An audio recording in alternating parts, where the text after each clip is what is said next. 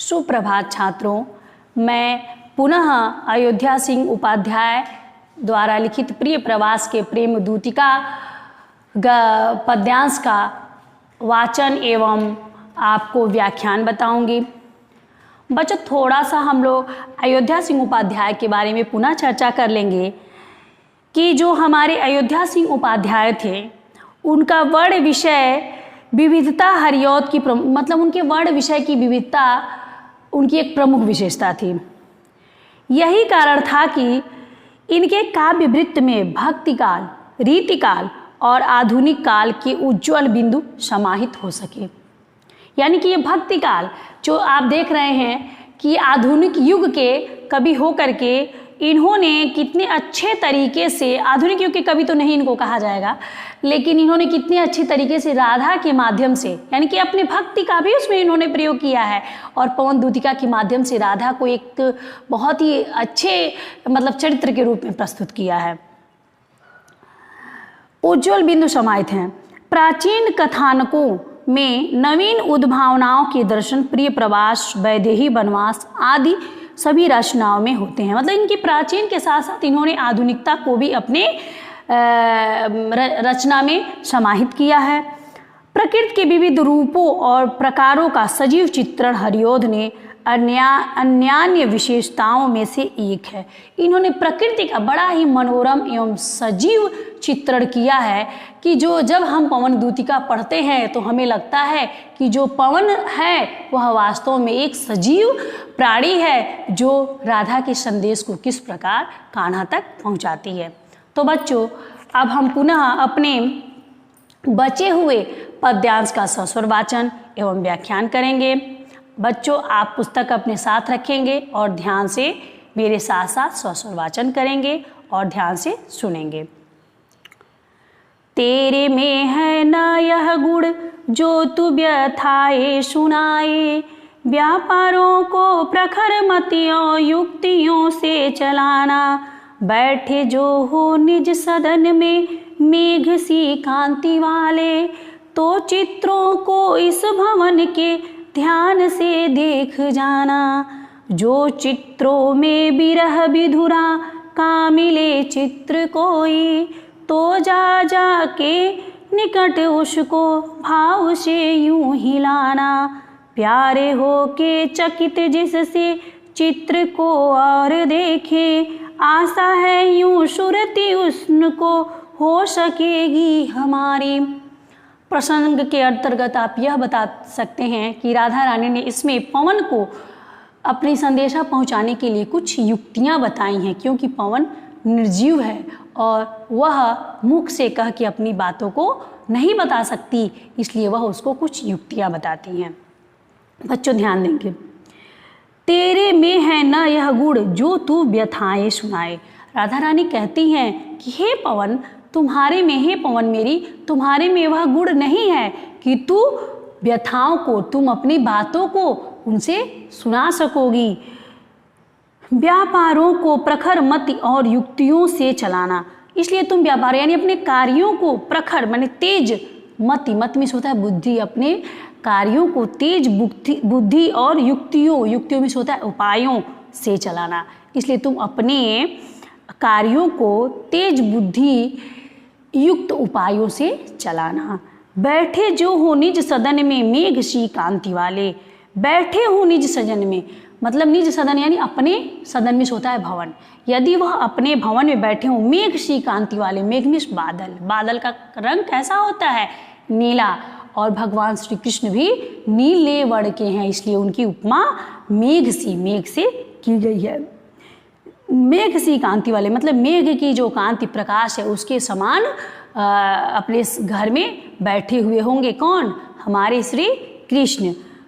तो चित्रों को इस भवन के ध्यान से देख जाना, तो तुम उस भवन में अंदर जब जाना तो चित्रों को ध्यान से देखती जाना। जो चित्रों में विरह विधुरा का मिले चित्र कोई, तो जाके निकट उसको भाव से यूं हिलाना। यदि तुम्हें जो चित्र में विरह विधुरा, यदि जिस चित्र में तुम देखोगी तो उसमें कोई विरह विधुरा यानी कि व्याकुल विरहणी का कोई चित्र तुमको मिलेगा, तो तुम जाके निकट उसको भाव से, तो तुम उसके निकट जा करके सिर्फ उस चित्र को हिलाना अपनी हवा के वेग से। प्यारे हो के चकित जिससे चित्र को की ओर देखें, आशा है यूं सूरत उनको हो सकेगी हमारी। तो व्याकुल होकर के जब मेरे श्री कृष्ण उस चित्र को देखेंगे तो आशा है कि उनको मेरी याद आ जाएगी कि मेरे भी विरह में इसी प्रकार मेरी राधा व्याकुल होगी।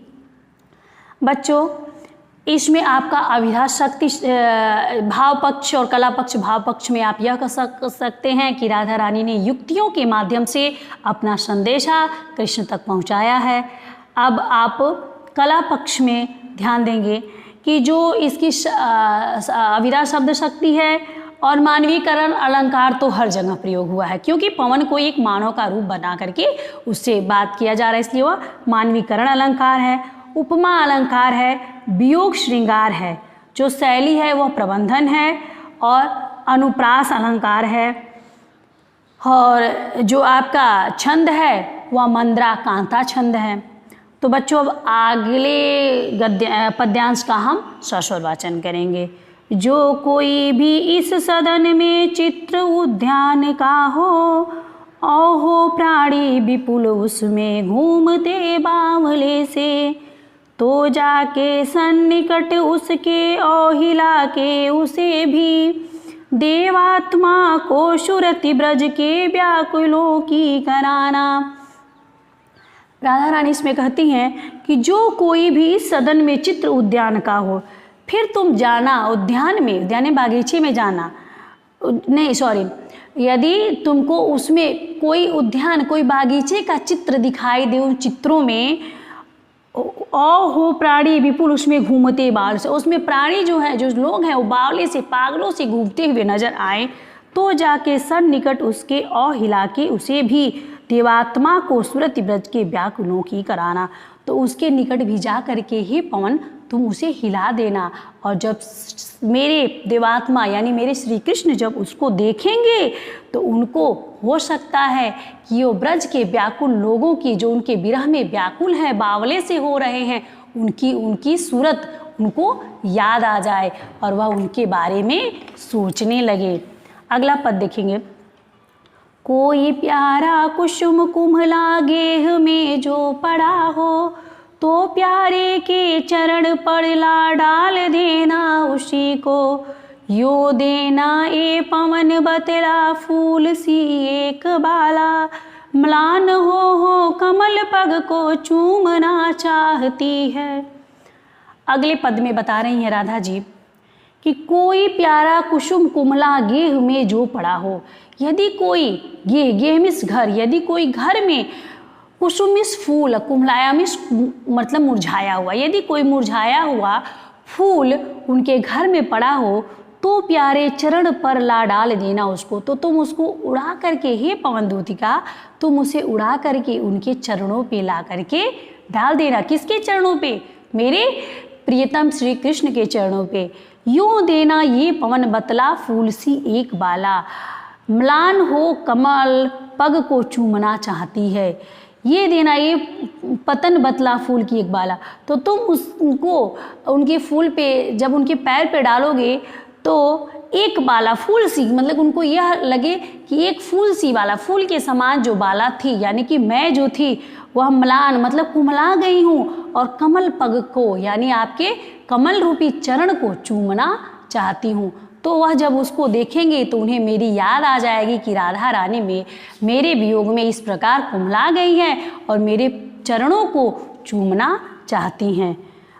इसमें देखेंगे अविदा शब्द शक्ति है, मानवीकरण अलंकार, अनुप्रास अलंकार और उपमा और रूपक अलंकार है।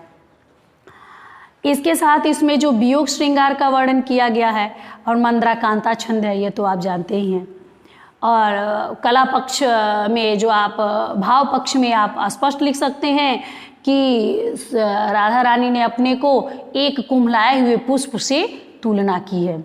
अगला पद देखेंगे। जो प्यारे मंजू पवन या वाटिका में खड़े हो, छिद्रों में जा क्वड़ित करना वेणुसा कीचकों को, यूं होवेंगी सुरति उसको सर्व गोपांगना की, जो है वंशी श्रवण रुचि से दीर्घ उत्कंठ होती।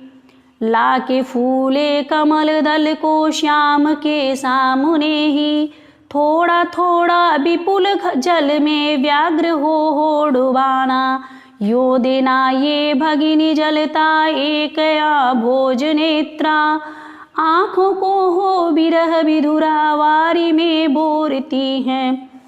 इसमें प्रसंग के तौर पे आप कह सकते हैं कि राधा रानी ने बड़े अच्छे तरीके से यह बताया है कमल के माध्यम से और बाँस के माध्यम से उनकी बंसी जब बजती थी तो किस प्रकार गोपियाँ व्याकुल होती थीं। इस पद में राधा रानी ने पवन दूतिका के माध्यम से बताया है। ध्यान देंगे, जो प्यारे मंज उपवन या वाटिका में खड़े हों। जो प्यारे, जो मेरे प्यारे अर्थात श्री कृष्ण। मंजु, मंजु मिस होता है सुंदर, उपवन मिस बागीचा।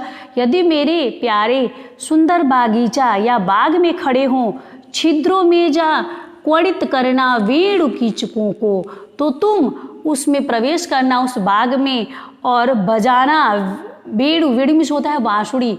और कीचक, कीचक एक प्रकार का बांस होता है जिसमें अंदर काफ़ी छिद्र होते हैं और उसमें जब हवा भर जाती है तो वह बांसुरी के समान बजती है।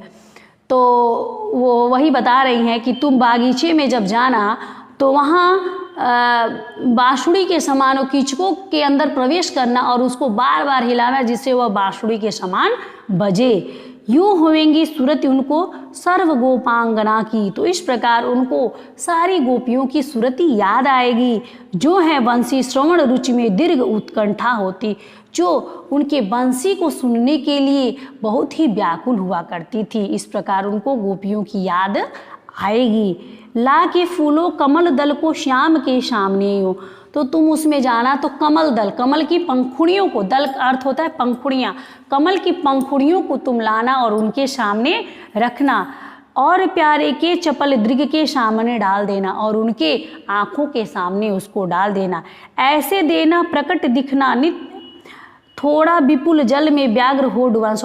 ला के फूलों कमल दल को श्याम के सामने ही, कमल दल के, कमल के जो पंखुड़ियाँ होंगी उनको मेरे श्याम के सामने लाके डालना।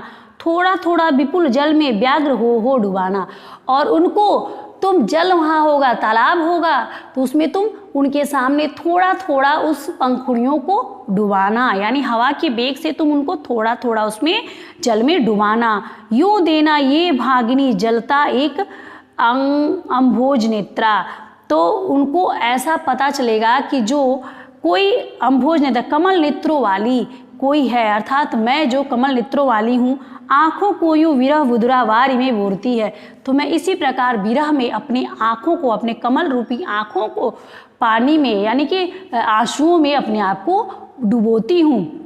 इस प्रकार बच्चों इस पाठ का, इस पद का भी सस्वर वाचन समाप्त हुआ। अब भाव पक्ष कला पक्ष आप देख लेंगे। सौंदर्य, काव्यगत सौंदर्य जो होता है, तो भाव पक्ष के अंतर्गत आप यह लिखेंगे कि बड़ा ही मनोरम चित्रण राधिका जी ने किया है कि किस प्रकार कमल रूपी नेत्रों को जल में डुबोने की जो चर्चा की है वह अतुलनीय है। दूसरा आप कला पक्ष में यह देखेंगे कि इसमें अभिधा शब्द शक्ति है। अभिधा शब्द शक्ति वह होता है जिसमें सीधे सीधे बात को समझ आ जाती है। इसमें जो भी पद है वो उसकी सारी बातें हमको सीधे सीधे समझ में आ जा रही है, इसलिए यहाँ अभिधा शब्द शक्ति है। और जो आपका पुनरोक्ति प्रकाश, देखिए थोड़ा थोड़ा लिखा है, थोड़ा थोड़ा यहाँ पुनरोक्ति प्रकाश अलंकार है, रूपक अलंकार है और अनुप्रास अलंकार है। और वियोग श्रृंगार का बड़ा ही मार्मिक चित्रण किया गया है और जो आपका छंद है मांद्रा कांता है। इस प्रकार बच्चों इस पद का भी सस्वर वाचन समाप्त हुआ। अगले वीडियो में मैं बचे हुए पदों का सस्वर वाचन एवं व्याख्यान के साथ प्रस्तुत होंगी। तब तक के लिए धन्यवाद।